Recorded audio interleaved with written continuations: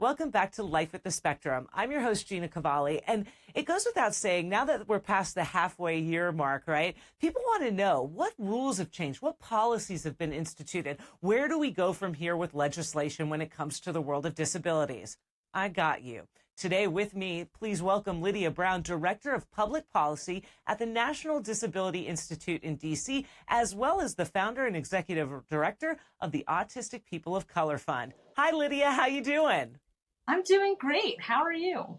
I'm so good. Thanks so much for being on the show. I know you're popular and in high demand, and you have a very demanding job, several of them. So tell our viewers what it is you do at the National Disability Institute. At NDI, I am our Director of Public Policy, which means that I work to advance our public policy agenda to improve access to financial inclusion, economic security, and overall financial well-being and economic freedom for people with disabilities. And so that takes a wide range of different types of strategies at the state and federal level. We work to advance legislation and regulations that will improve financial conditions for disabled people.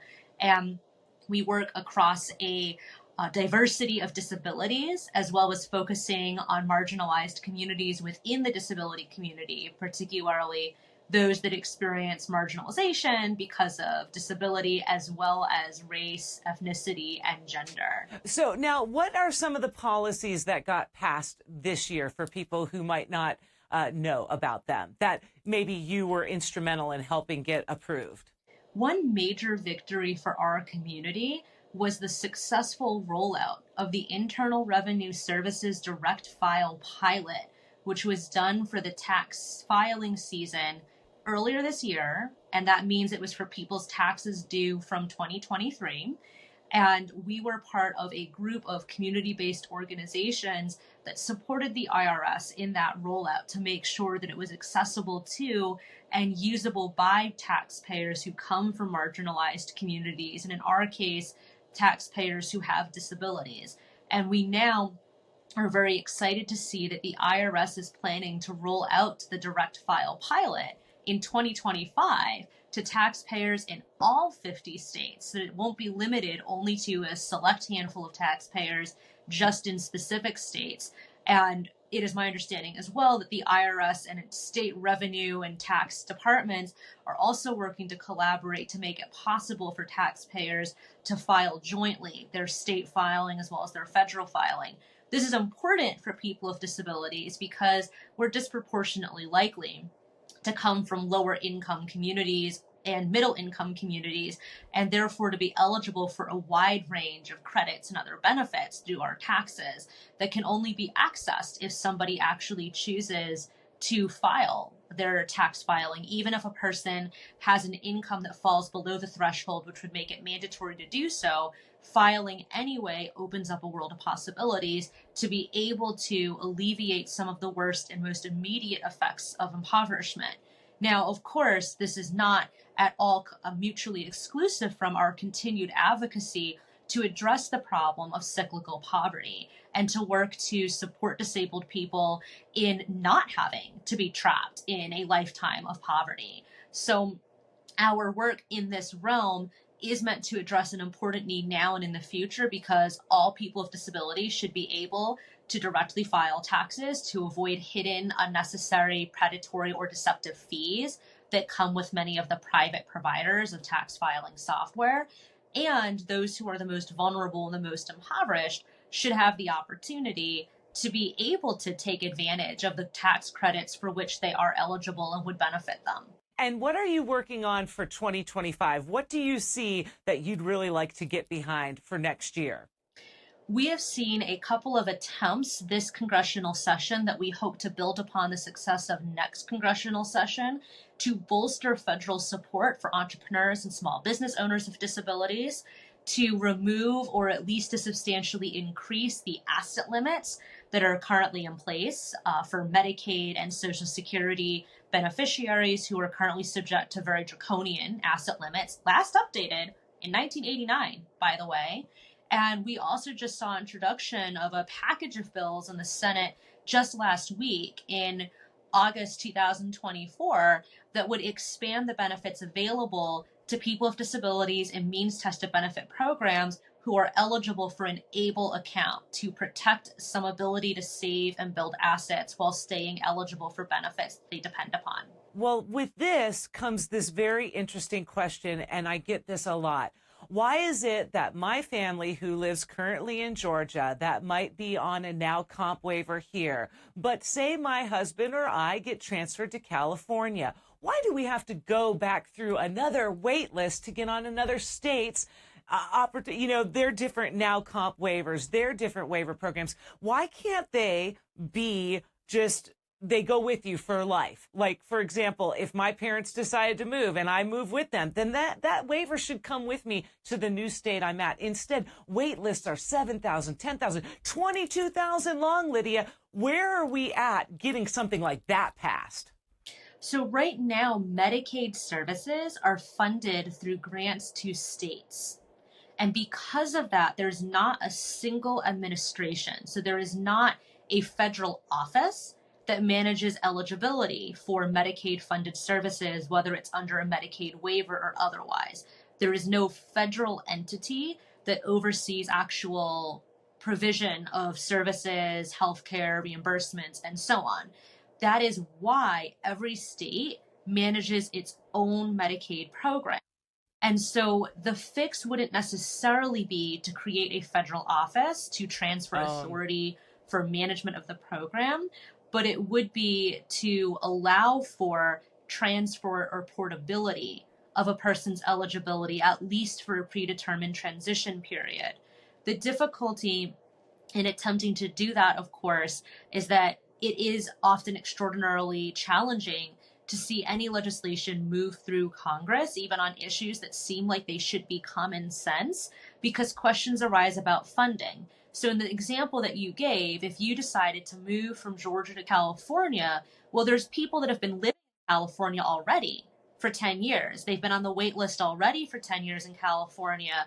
And there is a very legitimate equity question of, can it be fair or equitable that someone that just moved to the state should jump ahead in line of somebody else who also is eligible and has been waiting a while and has already been in the state? Now, from my perspective, both parties should be able to access support and should be able to access services. The people who've been living in California for 10 years shouldn't be on a 10-year wait list to get their services. And people who have disabilities, whether aging related or otherwise, should be able to move states, should have that freedom of movement to decide you want to pursue a job opportunity, you want to advance your education, you want to retire to be closer to the family, or you have finished school and you want to move away from your family, either direction, and should have that portability in place. And right now, as you so deftly illustrated, it is incredibly difficult for people who are relying upon Medicaid-funded services in particular to have that mobility and to have that freedom of movement. And so, from my perspective as a policy person, there are two policy fixes that need to happen. One is we need sufficient budgetary allocations to avoid there being such a problem with wait lists for people that haven't moved, that have stayed and kept their residency and have been waiting for 10 years to get access to a Section 8 housing voucher, to get up the list for home and community-based services waiver funding, that have been waiting to receive services to assist with transitioning successfully to adulthood. Like you've had 10 years at this point, like the transition should have occurred by now. And that is a serious policy problem.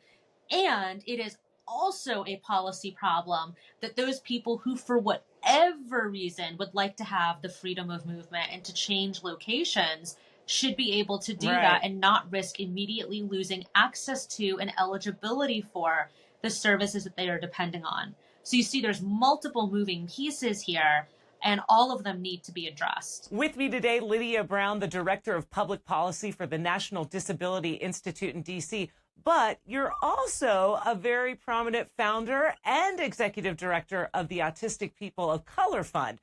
When we get back, we're going to find out a little bit more about that. Stay with me.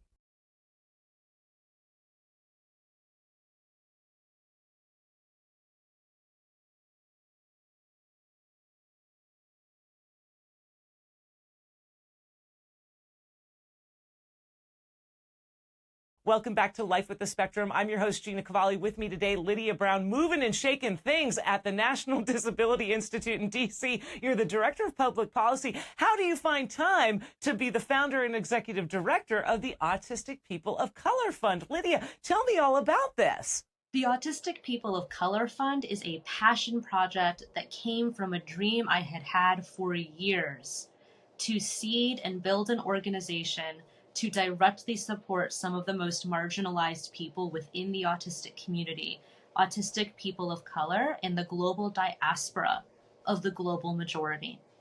And the fund grew out of conversations with Morenike Giwa-Onaiwu, Ashkenazi, and Sharon Davenport from the Autistic Woman and Non-Binary Network. And the fund was able to come into existence through the support both of AWN and a prize that came with money attached for a project from the American Association of People with Disabilities. In June 2018, the Autistic People of Color Fund was born with an initial budget of about $10,000 to be used entirely to be re-granted in microgrants of up to $500 to individual autistic people of color. Within 1 month, the initial money was gone. Gone. Demonstrating just how much people in our community, autistic people who come from Black, Brown, Native, Indigenous, Latina, Asian, and mixed race communities, are so impacted by the economic devastation of structural racism and structural ableism that impact our lives and lead to higher rates of health disparities as well as economic disparities that affect every aspect of just being an alive human being. And so from 2018 to now, the fund has grown from being an all-volunteer operation to now having several members of staff currently working at the fund. And in the last 6 years, we have returned more than $300,000 direct to individual autistic people of color through the microgrant program. Do they spend that money on electric bills, clothing, food, medicines? I mean, or do you care how they spend their money? So we are hosted under the auspices of 501c3 tax-exempt status, which means that there are some restrictions on funds, but we aim to remove as much gatekeeping as possible from the traditional, often charity model and coming from outside the community models of philanthropy, as we are informed by the values of mutual aid instead. And so that means that we do not seek to police or surveil how recipients are using their grants, so long as they are not acting in violation of any laws and they are not acting in violation of our values. So for example, we have a very strong position against the use of applied behavior analysis because of its roots in gay conversion therapy and its known impact of contributing to or causing post-traumatic stress response or complex post-traumatic stress response in many autistic adults. So if somebody were to say, I am autistic, a person of color, and I would like to use this microgrant to pay for ABA, while we... You'd say no way. Right. We believe in individual bodily autonomy, but we will not allow for our funding to be used for that purpose. We will not tell that person they are wrong to want or seek that out for themselves, but we cannot fund it. Another example, of course, is someone said, I live in a state where marijuana is criminalized, and I would like to use the microgrant to start growing weed. We cannot give them money for that purpose. But if you live in a state where marijuana is legalized and regulated, of course, that would be a different story. Where do you get your funding, Lydia? The vast majority of our funding support comes from small dollar individual donations that range from $5, $10, or $20, most often from directly impacted community members who are autistic and or people of color themselves, which shows the community investment in our project. In the last 2 years, we've also been very fortunate to begin to receive some grant support from philanthropic foundations that see the value and the promise in our more radical and community-informed approach to supporting our community members. And that has included substantial support from the Disability Frontlines Fund and Ford Foundation and Join for Justice, as well as smaller grants and support and gifts from smaller funds and grant makers, including the Awesome Foundation and a fund for trans-led organizations. that we're very excited to receive. About how many people take part in the funding? How many families? I don't have the exact number off the top of my head, and it varies from year to year, but we do know that at this point, several thousand people total have received direct support from the fund. We do not fund family grants at this time. We did for the first couple of years of operation. At this time, we only give money directly to autistic people of color themselves. And so that autistic person of color can be a parent of a child. They can also be a caretaker of another family member or of multiple family members, but the grants must go directly to the autistic person of color. And do they have to reapply year after year for that? People are eligible to apply for additional grant funding, but there is no automatic process. They're intended to be single one-time gifts, although a person can apply for a second gift in the future if they choose to do so and that they still have some need. And, the need, of course, can vary. As mentioned, people do use grant money to pay for things like their electric bill and food and clothing and healthcare. People also receive grants to pay for art supplies or a job interview outfit specifically, or their first dress, or for the first co-payment for gender-affirming treatment, or they will use the money to pay for a bus ticket to see a friend in another city, or to travel home for a family wedding or a funeral. We do not limit what people apply for, again, given those very basic restrictions for operation, because we believe that autistic people of color, like all other marginalized people, know best what their needs are and deserve to experience pleasure and joy and rest just as much to have their basic needs met. Well, how can people find you, Lydia? I mean, how do they find the National Disability Institute? How do they find the Autistic People of Color Fund? How can they find you if they want to reach out direct and ask you questions about what their family might be going through? Or how do people get in touch? My personal website is lydiaxzbrown.com, and NDI is at nationaldisabilityinstitute.org. Can be found all over social media.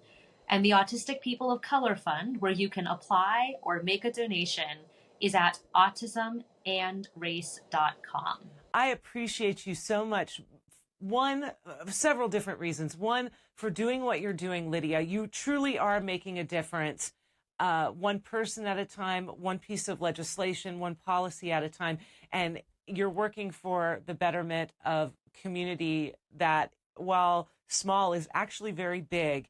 And it's of all disabilities. So thank you so much for being a force for good and going out there and making a difference every day. Thank you so much for having me. It has been truly a pleasure. Talk about moving the needle forward. And Lydia Brown has been working on legislation since they were 15 years old. This is huge in the world of disability. In fact, we were talking off air about how people of color often get mistreated by police force, especially when they are disabled or autistic. And you know what? They worked on that legislation, and that piece got passed thanks to the hard work of Lydia.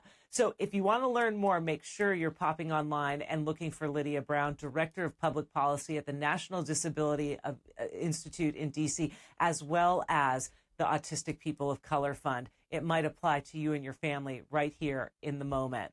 Thank you so much for joining us again for Life with the Spectrum, week after week, bringing you people who are truly making a difference and being a force for good. That's what this show is all about. So if you know someone where you live, make sure to get in touch with me, Gina at gcast.com. That's GKASTS.com. Till next time, we live life with the Spectrum. See ya.